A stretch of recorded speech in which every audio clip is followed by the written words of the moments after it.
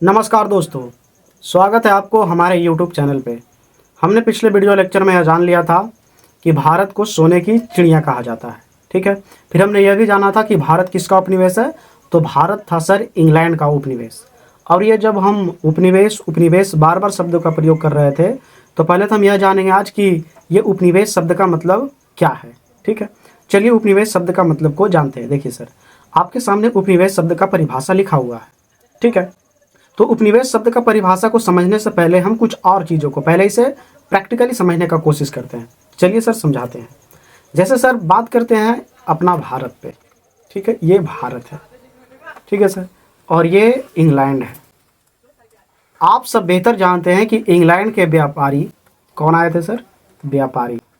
ठीक, इंग्लैंड का व्यापारी आए थे भारत व्यापार करने। अब भारत व्यापार क्यों करने आए? क्योंकि इंग्लैंड में 18वीं शताब्दी के उत्तरार्ध में इंग्लैंड में औद्योगिक क्रांति आ चुकी थी और यहाँ जो भी सामान बनता था सर वो मशीनों से बनता था और मशीनों से कम समय में ज़्यादा सामान बनता है। अब चूंकि इंग्लैंड में ज़्यादा सामान बनता था तो उस सामान को बेचने के लिए चाहिए एक विश्व का मार्केट, मतलब एक ऐसा बड़ा मार्केट जहाँ पर इंग्लैंड अपनी वस्तुओं को आसानी से बेच सके। ठीक है, तब उन्होंने उसके लिए चुना किसको? भारत को। और भारत में व्यापार करने आए। यहाँ पे पहले वे व्यापार किए। ठीक है, यहाँ व्यापार करने आए। अब चूंकि व्यापार करने जब वो आए होंगे तो ऐसा थोड़ा ना है कि खचिया हम लेकर आए, बेचे और चल दिए। ऐसा नहीं होता होगा। अब इंग्लैंड इतना नज़दीक भी तो नहीं कि कोई खचिया हम लेकर आएगा और बेच कर चला जाएगा। इसलिए इंग्लैंड के व्यापारी जब यहाँ पहुँचते थे तो पहले लेते डेरा मकान, उसमें रहते थे और भारत में आकर अपना सामान को बेचते थे और भारत से जो सामान लेते थे उसे एक जगह रखते थे। उसके रखने के लिए भी क्या चाहिए? जगह चाहिए। तो उन्होंने ये भी जगह कुछ खरीदा। ठीक है, और वे और ज़्यादा सामान खरीदे, वे और जगह खरीदे। ठीक है, और इस तरह से वे अपनी एरिया को किलाबंदी भी करना शुरू कर दिए, मतलब घेरा मारना। अब क्या था? अब चूंकि ये व्यापारी थे, तेज तराज तो थे ही पहले से ये अगल बगल लोगों को काम भी देने लगे कि ऐसा करो, तुम हमारे यहाँ आओ, सामान उठा के यहाँ रखो, हम आपको काम देंगे। अब भारत के लोग भी कुछ इसके साथ जुड़ने लग गए। अब जो लोग इंग्लैंड के व्यापारियों के यहाँ काम करते थे वे तो सर चूँकि उससे पैसा प्राप्त कर रहे हैं इंग्लैंड के व्यापारी से, इसलिए वे इंग्लैंड के व्यापारियों की बात मानते थे और वे उनके इंग्लैंड के व्यापारियों की तरफ हो जाते थे। अब इंग्लैंड के व्यापारी खूब पैसा कमाए सर और ले गए इंग्लैंड के राजा को भी पता चला कि भाई तुम लोग इतना सारा पैसा लेके आ रहे हो, इसलिए हम तुम्हारी कुछ मदद करना चाहते हैं। मदद ये कि हम आपको सेना भी देते हैं। ऐसा कीजिए, आप इंग्लैंड से व्यापारी लोग सेना भी लेकर जाओ और खूब व्यापार करो धड़ल्ले से। अगर कोई बीच में आता है तो सैनिक शासन भी उस पर कर दो। फिर क्या था? इंग्लैंड के व्यापारियों को कुछ फ़ायदा मिला सैनिकों से। अब वे सैनिक लेकर पहुँच गए कहाँ? भारत। अब वे अगल बगल के राजा से मिले और बोले कि भाई हम आपके राज्य में व्यापार करना चाहते हैं। तो राजा बोला ठीक है, आप व्यापार कीजिए, लेकिन व्यापार के बदले आपको हमें देना पड़ेगा पैसे सर। ठीक है, तो इंग्लैंड के व्यापारी बोले ठीक है, हम आपको पैसे देंगे, इसमें कोई दिक्कत नहीं है। पैसा भला किसको प्यारा नहीं है। अब राजा को जहाँ सैनिक लोग जो पैसा ला कर देते थे टैक्स के रूप में वसूल कर, उससे कहीं ज़्यादा पैसा इंग्लैंड के व्यापारी देने लगे। तो राजा समझ गए भाई कि जब इंग्लैंड के व्यापारी हमारे टैक्स वसूलने वाले अधिकारियों से ज़्यादा पैसा ला कर दे रहा है तो हमें टैक्स वसूलने वाले अधिकारी को हटा देना चाहिए। ठीक है, राजा हटा दिए। अब इंग्लैंड के व्यापारी राजा के सामने एक शर्त और रखते थे कि अगर हम आपके यहाँ व्यापार कर रहे हैं तो बदले में दूसरा और कोई व्यापारी नहीं आएगा आपके राज्य में व्यापार करने। मतलब ये कि इंग्लैंड के व्यापारी अगर एक राज्य में व्यापार कर रहे हैं तो फ्रांस, जर्मनी, ये सब के व्यापारी उस राज्य में व्यापार नहीं करेगा। राजा बोले ठीक है, और राजा को ये वाला अधिकार देना कि हमारे राज्य में केवल आप ही व्यापार करेंगे, ये वाला अधिकार कहलाया सर एका अधिकार, मतलब केवल एक अधिकार। तब इंग्लैंड के व्यापारियों को एक राज्य में एकाधिकार प्राप्त हो गया और वे जब एकाधिकार प्राप्त कर लिए तो यहाँ अकेले वे करने लग गए व्यापार। अब यहाँ के राजा से उन्होंने बोला कि भाई ऐसा करते हैं, हम आपको सैनिक भी देंगे। ऐसा कीजिए कि बगल में जो राज्य है ना, आप उस पर आक्रमण कीजिए और आक्रमण करेंगे तो आपको फायदा होगा। ठीक है, आक्रमण करेंगे तो आपका फायदा होगा। राजा बोले किस तरह से हमें फायदा होगा? तो व्यापारी लोग बोले अगर आप आक्रमण करेंगे और युद्ध जीत गए आप, तो अगर आप युद्ध जीत गए तो आपका शासन करने का जो क्षेत्र है वो बढ़ जाएगा। ठीक है, राजा बड़ा खुश हो गया। और कौन राजा भला नहीं चाहता है कि हमारा शासन क्षेत्र या हमारा राज्य का विस्तार हो? इस तरह का लोभन जैसी बातें दिया किसने? इंग्लैंड के व्यापारियों ने। ठीक है, अब क्या था, इंग्लैंड के व्यापारी जीतने के भी दावा देते थे सर। क्यों? क्योंकि इंग्लैंड के व्यापारी के पास सैनिक था, क्योंकि इंग्लैंड के महाराजा ने इन लोगों के साथ सैनिक भी भेजा था, और इन लोगों के सैनिकों के पास था बंदूक, सबसे बड़ी बात। ठीक है, और बंदूक से उस जमाने में कोई भी जंग को जीतना सर आसान था। और भारतीय सैनिकों के पास होती थी तलवार, हारना आम बात है। तब राजा से बोलता था, मतलब यहाँ के राजा से, कि आप सैनिक पर आक्रमण कीजिए, और जब आक्रमण करता तो ये क्षेत्र भी राजा जीत गया और ये क्षेत्र भी राजा जीत गया। अब चूंकि यहाँ का राजा इस क्षेत्र को जीता है, तो अब जो राजा जीता, जैसे यहाँ का राजा जीता, तो अब ये क्षेत्र आ गया किसके पास? इस राजा के पास, यहाँ के राजा के पास। ठीक है, अब यहाँ के राजा के पास ये दोनों राज्य आ गए, तो अंग्रेज राजा को तो राज्य बढ़ गया, लेकिन अंग्रेजों के लिए व्यापार करने का क्षेत्र बढ़ गया। ठीक है, फिर क्या था सर, धीरे धीरे राज्य को जीतता गया और अंततः एक दिन ऐसा आया कि पूरे भारत के राज्यों को भी अपने कब्जे में ले लिया इंग्लैंड के व्यापारियों ने। ठीक है, और इस तरह से अब वे कंट्रोल करने लग गए पूरे भारत को, और अब वे निश्चय करने लग गए कि भारत के लोग क्या करेंगे, मतलब आर्थिक क्रिया, ठीक है, और प्रशासनिक क्रिया भी अपने हाथों में ले लिए कि अगर कोई भारत के दो व्यक्ति लड़ते थे, अब उनका भी इंसाफ इंग्लैंड के व्यापारी लोग करने लग गए। ठीक है, तो अभी आपने क्या देखा, व्यापारी तरीका से पूरे भारत को अपने कब्जे में ले लिया था कौन? ब्रिटेन ने। ठीक है, और ब्रिटेन जब एक शक्तिशाली राष्ट्र था चूंकि उस समय, अब ब्रिटेन कहलाएगा सर शासक राज्य, ये कहलाएगा शासक। क्यों? क्योंकि ये भारत में आकर शासन करने लग गया। और भारत कहलाएगा सर उपनिवेश। किसका? तो भारत उपनिवेश कहलाएगा किसका? इंग्लैंड का। ठीक है, आप समझ गए उपनिवेश क्या होता है। और इसी चीज को हमने लिखा है परिभाषा के तौर पर। जैसे यहाँ देखिए सर, हमने परिभाषा में लिखा है कि जब कोई शक्तिशाली देश इंग्लैंड शक्तिशाली था, किसी अन्य देश को सैनिक अथवा अन्य तरीके से उसके समस्त आर्थिक एवं व्यवसायिक कार्यों पर नियंत्रण कर लेते थे, तो शासित देश यहाँ कौन हो जाएगा सर? भारत। शासित देश शासक देश का उपनिवेश कहलाता था।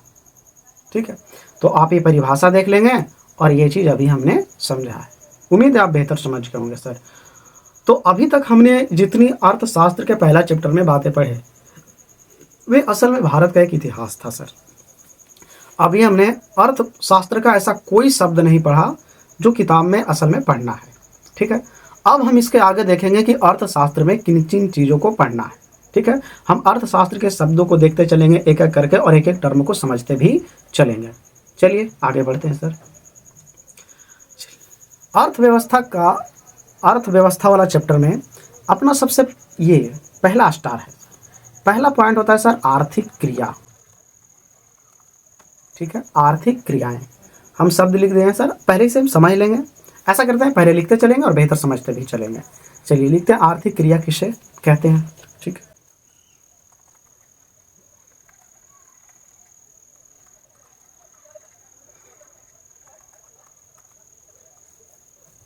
ठीक है सर। देखिए सर, आर्थिक क्रिया क्या है। हमने लिखा हमारी वे सभी क्रियाएं जिनसे हमें आय प्राप्त होती है। ठीक है सर, एक बड़ी बात यहाँ पर क्या हमने लिखा, आय के रूप में पैसा हो सकता है, या चावल दाल, या कुछ भी। मान लीजिए आप किसी व्यक्ति के यहाँ काम करें। ठीक है, आप काम क्यों करे हैं? आप काम इसलिए करे हैं क्योंकि वह व्यक्ति आपको बोला होगा कि हमारे यहाँ जब आप काम करेंगे तो हम आपको बदले में पैसे देंगे या कुछ धन दौलत देंगे। ठीक है, या अनाज देंगे। तो आप जो भी क्रिया कर रहे हैं और उस क्रिया के बदले आपको कुछ मिल रहा आमदनी के तौर पर, आय, उसी को आय बोलते हैं सर। तो आप जो कुछ भी कार्य करें और कार्य करने के बदले आपको अनाज मिल रहा हो, रुपया पैसा मिल रहा हो, तो वो काम कहलाएगा सर आर्थिक क्रिया। लेकिन आपने किसी के यहाँ काम किया और आपको बदले में कुछ नहीं मिला, वो आर्थिक क्रिया नहीं कहलाएगी। ठीक है, वे कहलाएगी सर झूठ मूठ में आप बेगारी का काम किया है। तो मतलब ये सारी क्रियाएं जिसे करने से आपको पैसा प्राप्त हो या आय प्राप्त हो, तो उन सारे काम को बोलेंगे हम आर्थिक क्रिया। जब तक पैसा प्राप्त ना हो तब तक हम उसे आर्थिक क्रिया नहीं बोलेंगे। अगर पैसा प्राप्त हुआ है तब हम उसे बोलेंगे कि आर्थिक क्रिया हमने की है। ठीक है, तो आप समझ गए आर्थिक क्रिया क्या होती है। आगे बढ़ते हैं सर।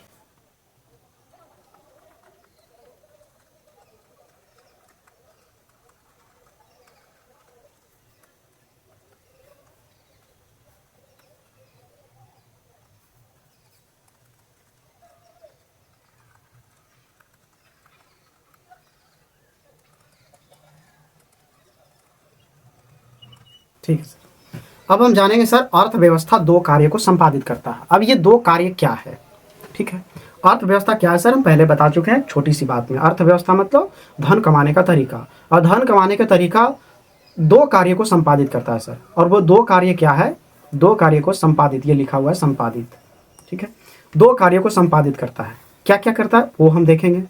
पहला नंबर सर, लोगों के लिए वस्तुओं एवं सेवाओं का उत्पाद। अब अर्थव्यवस्था दो का पहला क्या, पहला नंबर वस्तु बनाती है सर। आप जो भी दुकान में सामान देख रहे हैं वो बनाया गया हुआ है, और वो अर्थव्यवस्था के तहत ही बनाया गया है। जो व्यक्ति ने उस वस्तु को बनाया है वह कमाने के उद्देश्य से ही बनाया होगा। तो अर्थव्यवस्था वस्तुओं और सेवाओं का उत्पादन करता है। वस्तु तो देख लिए उत्पादन हो गया, अब सेवा क्या होता है। अगर आप किसी होटल में गए सर, आपको बढ़िया सा बैठने के लिए कुर्सी मिला, सामने टेबल लगा हुआ है, तो ये क्या है, एक सेवा है। हाँ, वो अलग बात है कि उस सेवा के लिए आप पे कर रहे हैं, लेकिन सेवा तो है। ठीक है, और वो लोग, वो जो आपको सेवा दे रहे हैं वो किस उद्देश्य से दे रहे हैं, अर्थव्यवस्था के उद्देश्य से, धन कमाने के उद्देश्य से ही तो दे रहे हैं आपको सेवा। तो आपने क्या देखा, अर्थव्यवस्था दो कार्यों को संपादित करता है सर। पहला हमने देख लिया, वस्तुओं एवं सेवाओं का उत्पाद करता है। दूसरा है रोजगार के अवसर। अगर मान लिया जाए हमने होटल खोला है, तो पूरा होटल को हम नहीं चलाएंगे, और होटल हम इसलिए खोला है ताकि हम पैसा कमा सके। ठीक है, अब पूरी होटल तो हम चलाएंगे नहीं सर, इसलिए हम कुछ लोगों को रखेंगे प्लेट साफ करने के लिए, या शेफ रखेंगे बनाने के लिए। ठीक है, तो पैसा कमाने का उद्देश्य हमें भी है, और हमने जिसे लाया है और हमने जिसे काम पे लगाया है, एक तरह समझे सर उसे रोजगार दिया। ठीक है, तो अर्थव्यवस्था रोजगार के अवसर प्रदान करते हैं सर। एक मिनट, हमने यहाँ थोड़ा सा गलत लिख दिया।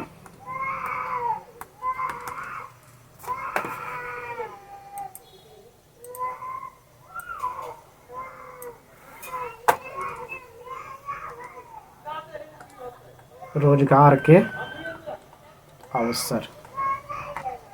ठीक है सर, तो आपने समझ लिया अर्थव्यवस्था दो कार्यों को संपादित करती है। पहला वस्तुओं और सेवाओं का उत्पादन करती है, और दूसरा रोजगार के अवसर भी हमें प्रदान करती है। ठीक है सर, आगे बढ़ते हैं अब।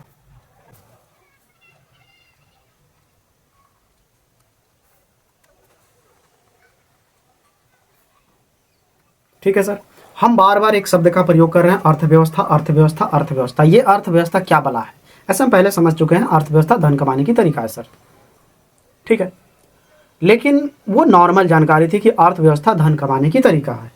ठीक है, लेकिन बहुत सारे ऐसे व्यक्ति हुए जिन्होंने अर्थव्यवस्था को परिभाषित करने का कोशिश किया और दिए भी परिभाषा। तो हम उन महान व्यक्तियों को या उन महान अर्थशास्त्रियों के परिभाषाओं को देखेंगे कि कौन लोग थे जिन्होंने अर्थव्यवस्था को अलग अलग शब्दों में परिभाषित किए। तो हम सबसे पहला व्यक्ति देखते हैं जिसका नाम है आर्थर लेविस। तो अर्थव्यवस्था के परिभाषा के संदर्भ में हम पहला व्यक्ति को देख रहे हैं।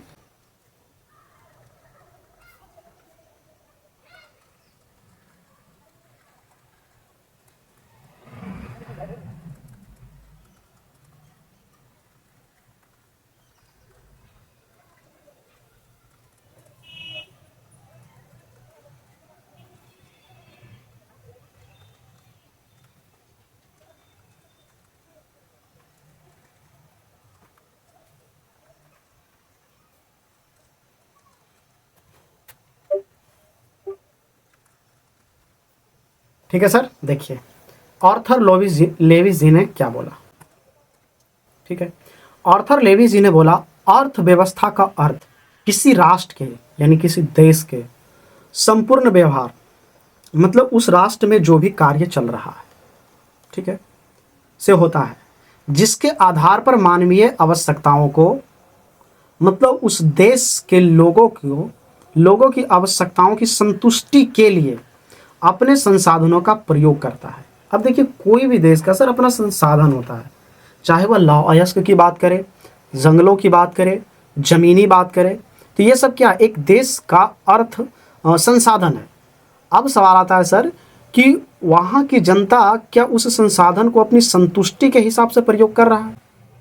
ठीक है, तो अर्थव्यवस्था का अर्थ लेविस जी ने कहा है कि अगर जिस देश में जो संसाधन पड़ा हुआ है, क्या उससे वहाँ के लोग अपनी आवश्यकता को पूरी कर संतुष्ट है, तो सर वो अर्थव्यवस्था है। ठीक है, मतलब ये कि अर्थव्यवस्था का अर्थ किसी राष्ट्र के संपूर्ण व्यवहार से होता है, मतलब उस राष्ट्र में जो भी कार्य चल रहा होता है वो से होता है, जिसके आधार पर मानवीय आवश्यकताओं की संतुष्टि के लिए अपने संसाधनों का प्रयोग करता है। मतलब वहाँ के लोग या वहाँ का राजा अपने लोगों के लिए कैसी व्यवस्था दे पाता है वहाँ के संसाधन से। ठीक है सर, अब आगे बढ़ते हैं इसके दूसरे नंबर परिभाषा की ओर। दूसरा व्यक्ति है हमारे बीच ब्राउन। ब्राउन के अनुसार, ठीक है, अब देखते हैं कि डॉक्टर ब्राउन ने अर्थशास्त्र को किन रूपों में परिभाषित किया।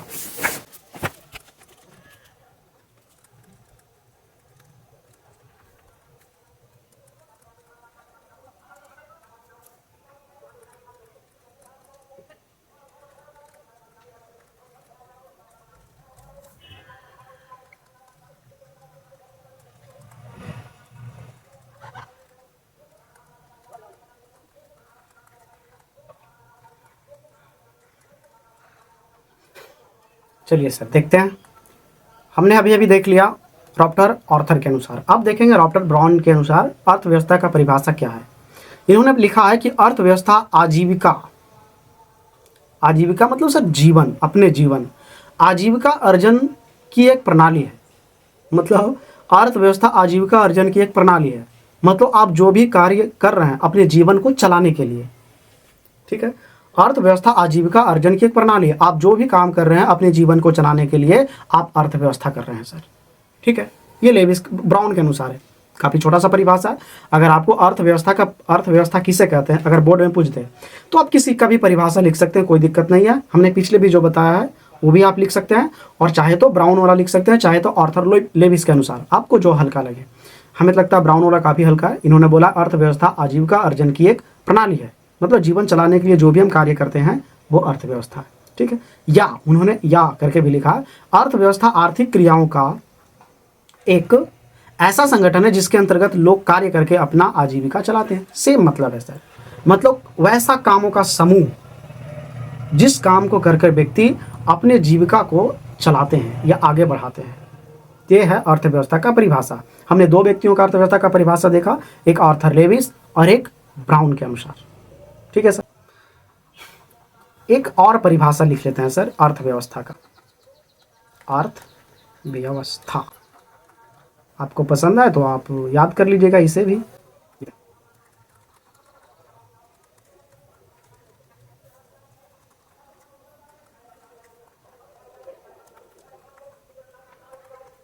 ठीक है सर, देखते हैं क्या है ये परिभाषा।